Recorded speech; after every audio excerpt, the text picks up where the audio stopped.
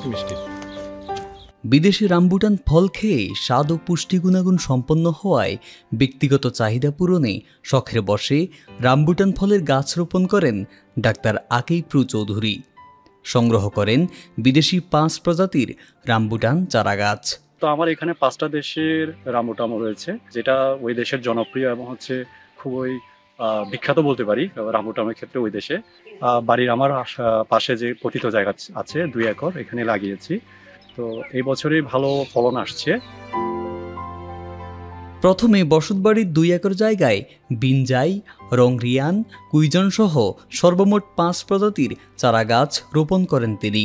1 বছরের মাথায় গাছে ফল আসতে শুরু হওয়ায় সিদ্ধান্ত নিলেন বাগান প্রশস্ত করবেন। অন্য ফল যেমন আম, লিচু, কাঁঠাল এগুলো হচ্ছে আপনার পাকলে গাছ থেকে পড়ে যায়, কিন্তু এটা পাকা অবস্থায় 15 থেকে 20 দিন এটা থাকে গাছের মধ্যে। এটা ঝরে পড়ে না এবং নষ্টও হয় না। যেহেতু ফল ভালো আসছে, তো বাণিজ্যিক চিন্তা করছি। 2 বছরের মাথায় ফল এসে যায়। কোনো পানি বা সার, পানি দিলে হয়, সার লাগে না। এখানে কোনো সার বা কোনো কিছু দেওয়া লাগে না। এই রামবুটান ফলগুলো খুব ভালো। 1 বছরের মাথায় ফল আসতে শুরু করে। একটি চারাগাছে অন্তত 30 থেকে 40 কেজির মতো ফল ধরেছে।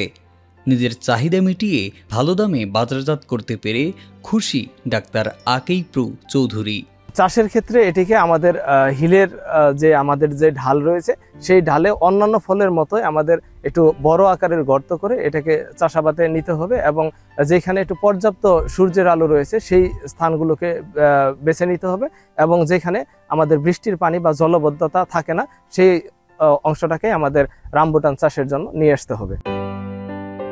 পাহাড়ে রামবুটান ফল চাষে অনুকূল আবহাওয়া, ভালো বাজার দর ও পুষ্টি গুণাগুণ সম্পন্ন হওয়ায় অনেক কৃষক ঝুঁকছেন এই ফল চাষে।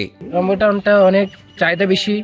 আমি চিন্তা ভাবনা করলাম আমার নিজ বাগানে যদি আমি লাগাতে পারলে অনেক আমি ভালো কিছু করতে পারবো। রামবুটান চারাগুলো আমাদের পাহাড়ি এলাকায়, আমাদের পাহাড়ি জায়গায় খুব সহজে তাড়াতাড়ি উৎপন্ন হয়, খুব ভালো ফলন দেয়।